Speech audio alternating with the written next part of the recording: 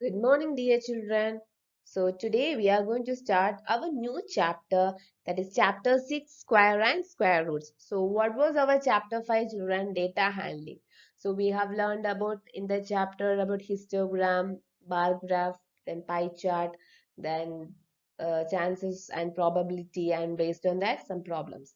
So, today we are going to see chapter 6, square and square root. I think square and square root will be a new topic to you. So already you have learned about square numbers, perfect square numbers. So all these small terms I think you have learned in your smaller classes. So today we are going to see detailing about this chapter. So today we'll see the introduction part and we'll see some properties about square and square roots. Then based on that property, some problems. Okay, children. So let's continue the session. So introduction. So what is a square number, children? So when you multiply any number, for example, by itself, take a number 5. So when you multiply 5 by itself means 5 into 5. When you multiply 5 into 5, what you are getting? You are getting the answer 25. So 25, we can say 25 as a perfect square. Why we can say 25 as a perfect square?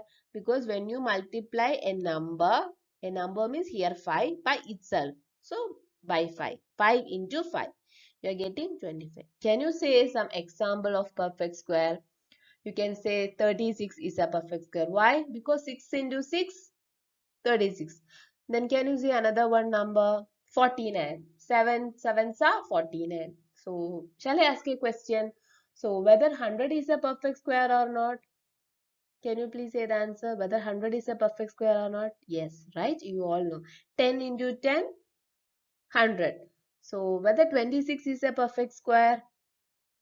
No, right? 26 is not a perfect square, right? So what is a perfect square, children? When you multiply a number by itself. So example, when you multiply 2 into 2, you are getting the answer 4. So 4 is a perfect square. So A here, for example, I have written A. So A into A, we can write it as A square. Square of 5. Square, if I am saying square of 5 means how you will write? 5 and power 2. I am saying square of 6. Then you have to write 6 and square. 6 power 2. Understood? So then if I am saying square of 7. So you can write 7 power 2. Okay. So perfect square means when you multiply the same number. For example, 8 into 8. 8 8s are 64. 64 is a perfect square. So now you know to identify what is a perfect square. So you know to write, if I am saying square of 5 means you know to write. How to write square of 5? 5 power 2. Or you can write 5 into 5. Understood, children? Now let's see the properties of square numbers. Properties of square numbers. So property 1. What is the first property, children?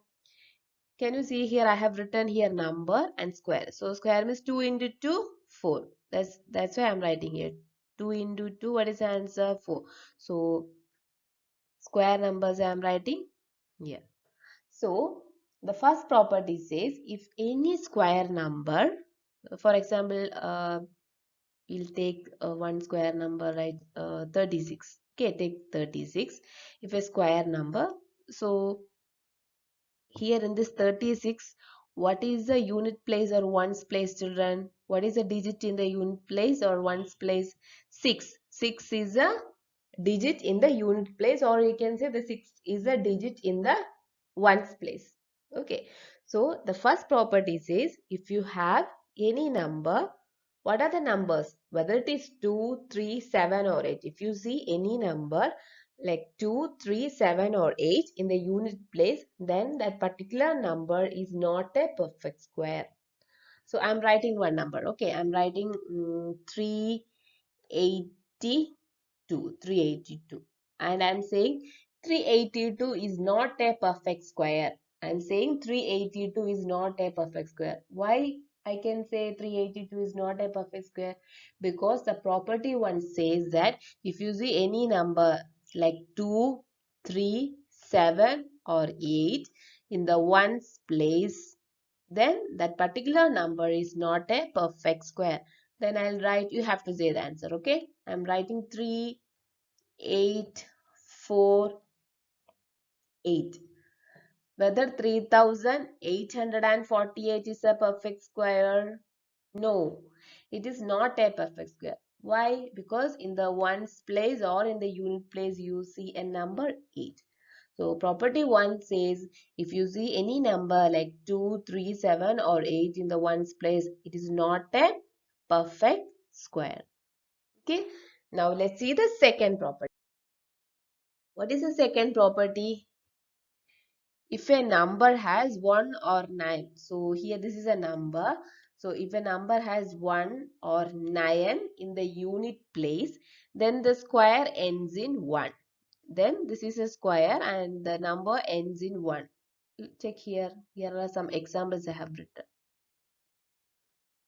So the properties 2 says if a number is having 1 or 9 in the unit place, then the square will have 1 in the unit place. Okay, this is property 2. Now let's see the third property. Here, when a number ends in 6, when a square number, okay, when a square number ends in 6, its square root will have either 4 or 6 in the unit place. So here, this is the square number, okay. This is a square number and the square number ends in 6. In the unit place, you are having 6. So if you see any square number and its unit place is having 6, then you can say, then the number, this is square root, right? Square root of 16 is 4 because square root of 16 is 4. Why? Because 16 can be written as 4 into 4. 4 fours are 16. So when you take out, you can say 4. So square root of 16 is 4. So if you see any square numbers with 6 in the unit place, then you can say the number will have this number or the square root will have 4 or 6 in the unit place. It will have 4 or 6. Some numbers will have 4, some numbers will have 6. That is a third property. Can you understand, children? So what is the first property? Can you recall it? When you see in the ones place 2, 3, 7 or 8 in the ones place, then you can say that is not a perfect square. And second property, what is the second property, children? When you see a number, if a number is having 1 or 9, if a number is having 1 or 9 in the unit place, then its square will have 1 in the unit place. That is a property 2. And the third property, when a square number ends in 6. So when a square number is having 6 in the unit place, then the particular number or a square root of that number will have in the ones place 4 or 6. Okay, that is a third property. Now let's see the fourth property. Fourth property. So here you have three columns. Here I'm writing the number. So 10. I'm writing the square of 10. 10 into 10, 100. Then I'm counting the zeros. For 100, how many zeros are there? 2. So number of zeros at the end. So for 100, 2. So I'm writing here 2. Like that, I'm writing the number. Square root, square numbers I'm writing. Next, I'm counting and writing the zeros. So if you see a number of zeros at the end of a perfect square. So this is a perfect square, right? This is a perfect square. And when you count the zeros of this perfect square, when you count the zeros of this perfect square, and you're getting even number of zeros. So here 2 is a even number, 4 is a even number, 6 is a even number, 8 is a even number. Then you can say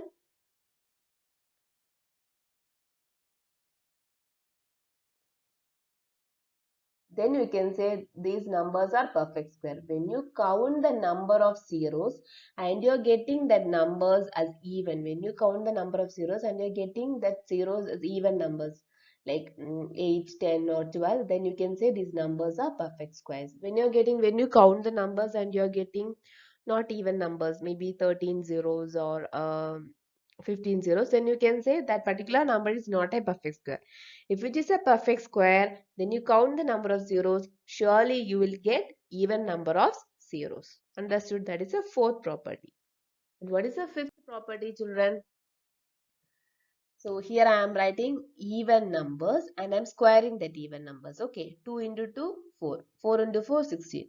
And the second table I am writing the odd numbers and I am squaring the odd numbers. Okay, so 3 into 3, 9. So what is the fifth properties is? The square of even numbers are always even numbers. 2 is a even number. When you square it, you are getting the square also even number. Check it.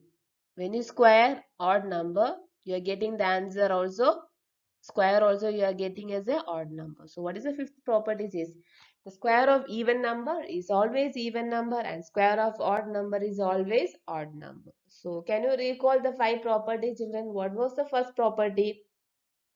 When you see in the ones place 2, 3, 7 or 8, then that is not a perfect square. The particular number is not a perfect square. And what is the second property, children?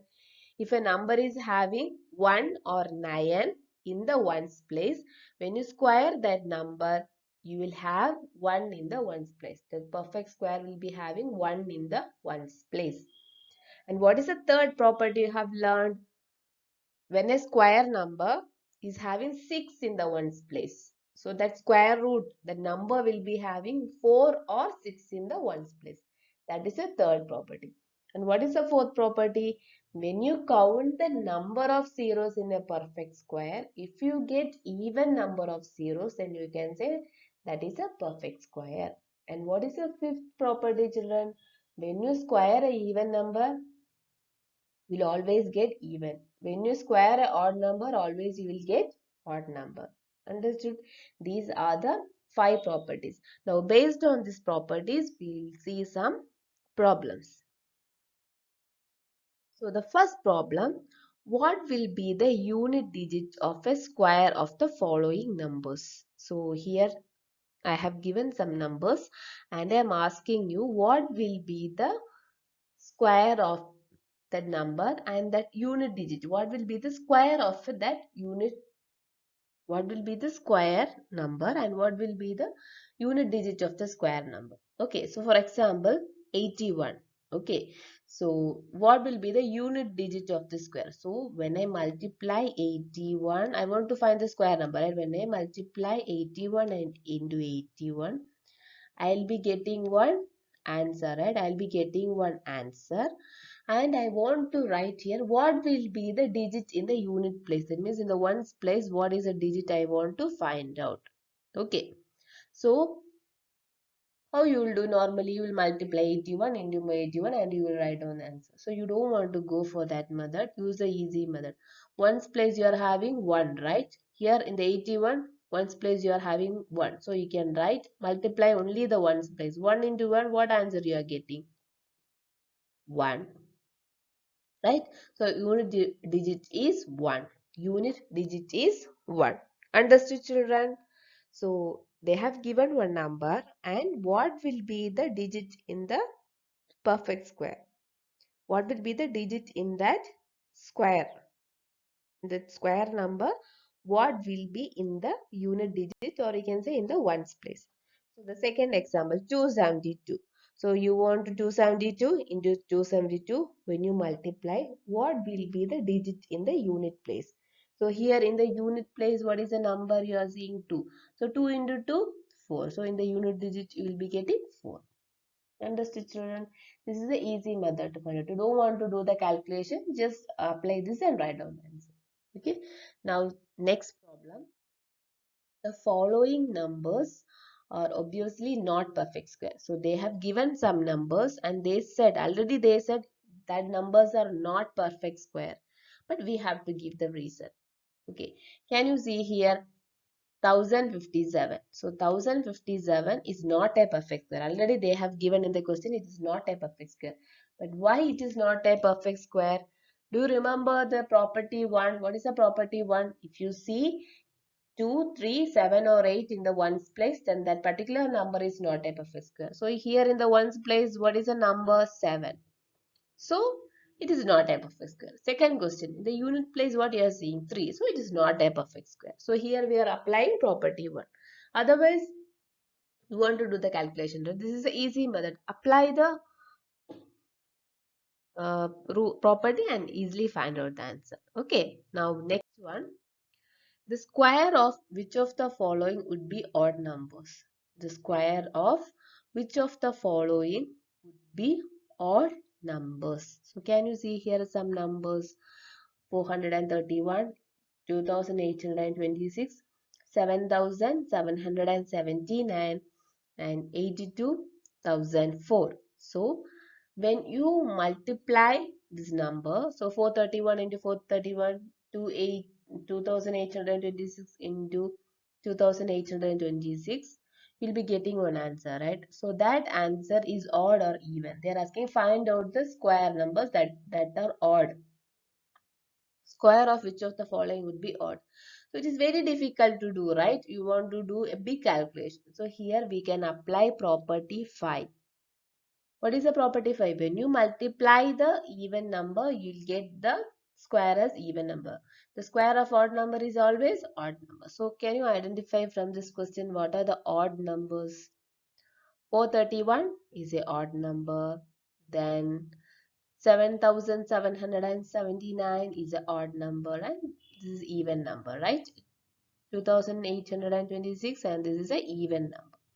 So when you multiply 431 into 431, you will get the answer odd because we are applying here property 5. So therefore the square of 431 and 7779 will be the odd numbers. Now understood children? We are applying the property and we are finding the answers. So today we have learned about 5 properties. What are the 5 properties? First one, if you see 2, 3, 7 or 8 in the ones place, it is not a perfect square. And second one, if you see 1 or 9 in the unit place, then square ends in 1. And what is the third property? If you see 6 in the square number, then the number will have 4 or 6 in the unit place. And the fourth property, when you count the number of zeros and if the zeros are even, then you can say the particular number is a perfect square. And fifth one, when you multiply the odd numbers, you will get odd numbers. The square of even numbers will be always even numbers. Okay, children. So the remaining problems we will be seeing in the next session. Okay, so please go through the properties and I'll give some homework problem based on these properties. Try to do it. If you have any doubt, you can contact me in WhatsApp. Okay, children. Thank you. Have a nice day.